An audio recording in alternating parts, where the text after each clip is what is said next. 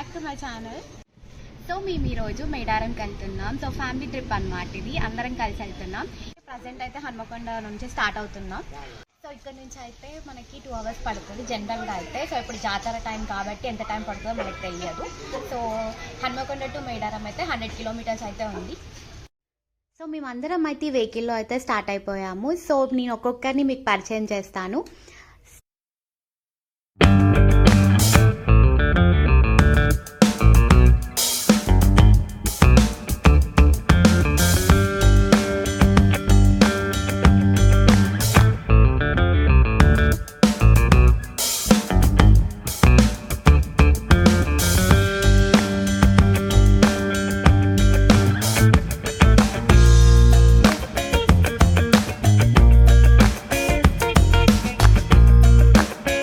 So అక్కడ first మనం ఇక్కడి అమ్మవారిని దర్శించుకున్నాకనే మనం మేడారంకి అయితే స్టార్ట్ అయిపోతాము.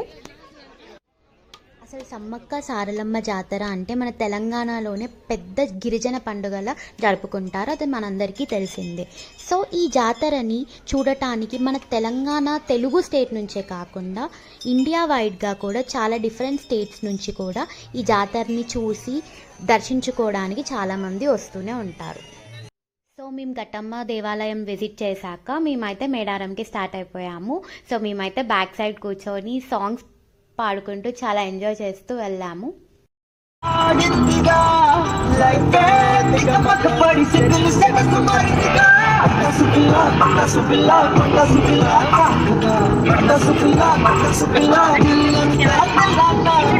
ఈ జాతర వచ్చేసి ఎవ్రీ 2 yearsకి జరుగుతుంది మేడారంలో.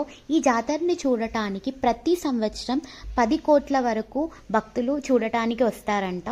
సో ఇంతమంది ఇక్కడికి రావటానికి గల రీజన్స్ ఏంటి, అసలు సమ్మక్క సారలమ్మ అంటే ఎవరు, ఇలాంటి ఎన్నో క్వశ్చన్స్ నాకు కూడా చాలానే రేజ్ అయ్యాయి. సో మీకు ఈ వీడియోలో నాకు తెలిసిన పాయింట్స్ మీకు చెప్దామనుకుంటున్నాను. ఫస్ట్లీ సమ్మక్క సారలమ్మ అంటే అక్క చెల్లెలు అనుకుంటాము, కానీ కాదు, వాళ్ళు అమ్మ కూతుర్లు. సో నేను ఈ స్టోరీ వచ్చేసి 700 years బ్యాక్ స్టోరీ మీకు ఇప్పుడు చెప్దామనుకుంటున్నా. లాంగ్ బ్యాక్ ఎగో కాకతీయ రాజులు రూలింగ్ చేస్తున్న టైంలో జగిత్యాల మండల్లో ఒక గిరిజన ప్రజలు ఉండేవారు. అక్కడ రాజు అయిన మేడరాజు ఉండేవారు. ఆ రాజు ఫారెస్ట్కి వేట కోసం వెళ్ళినప్పుడు ఒక పుట్ట మీద ఒక చిన్న పాప కేరింతలు పెడుతూ కనిపించింది. సర్ప్రైజింగ్ ఏంటంటే ఆ పాప చుట్టూ సింహాలు పులులు కాపలాగా ఉండేవి. సో ఈ మేడరాజు కుటుంబమే వాళ్ళ సొంత తల్లిదండ్రులుగా మారి సమ్మక్క అని పేరుతో పాపని పెంచుకున్నారు. ఎప్పుడైతే ఆ పాపను తెచ్చుకున్నారో అప్పటి నుంచి అక్కడ ఉండే ప్రాబ్లమ్స్ కానీ కరువులు కానీ ఏమీ లేకుండా హ్యాపీగా ఉన్నారు అక్కడి ప్రజలు. అప్పటి నుంచి అక్కడి ప్రజలు ఆ పాపను దేవతలా చూసేవారు. సమ్మక్క యుక్త వయసుకు వచ్చాక మేడారం రాజైన పగిడిద్ద రాజుతో వివాహం జరిగింది. వివాహం తర్వాత వాళ్ళకి 3 పిల్లలు, సారలమ్మ, నాగులమ్మ, జంపన్న. ఇలా సమ్మక్క సారలమ్మ వాళ్ళంతా మేడారంలో నివసించేవారు.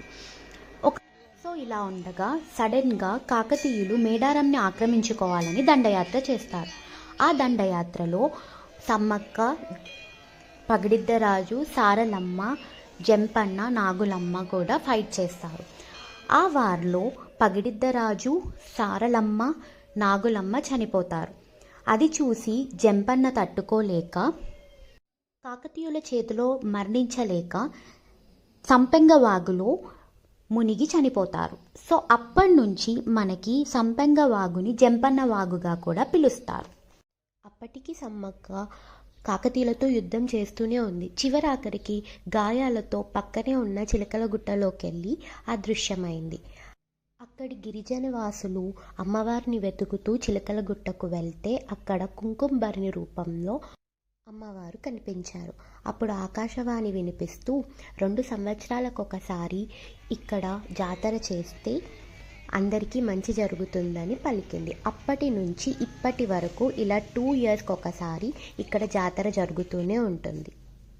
ఇలా మాఘశుద్ధ పౌర్ణమి రోజున చిలకలగుట్ట నుంచి కుంకుమ రూపంలో తీసుకొని వచ్చి గద్దె మీద ప్రతిష్ఠించి జాతర జరుపుకుంటారు. జాతర మొత్తం 4 రోజులు జరుగుతుంది. సో ఇదన్నమాట దీనికి రీజన్. దీనివల్లే మనం సమ్మక్క సారలమ్మ జాతర జరుపుకుంటాము. ఇక్కడికి వచ్చే భక్తులు బంగారం రూపంలో బెల్లంని అమ్మవారికి సమర్పించుకొని దర్శించుకుంటారు. ఈ ఇయర్ ఫెబ్ 21 to 24 అయితే జాతర జరుగుతుంది. మీలో ఎంతమంది జాతరకు వెళ్తున్నారో కామెంట్ చేయండి. దర్శనం అయిపోయాక కొంతమంది భక్తులు అక్కడే కోడిని కానీ మేకని కానీ బలించి అక్కడే వంట చేసుకొని తింటారు. లేకపోతే ఇంట్లోనే వంట చేసుకొని వచ్చి ఇక్కడ తింటారు.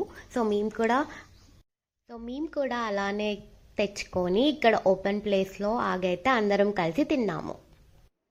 సో మేము ఈ ఇయర్ సమ్మక్క సారలమ్మ జాతరను అయితే ఇలా ఎంజాయ్ చేసాం.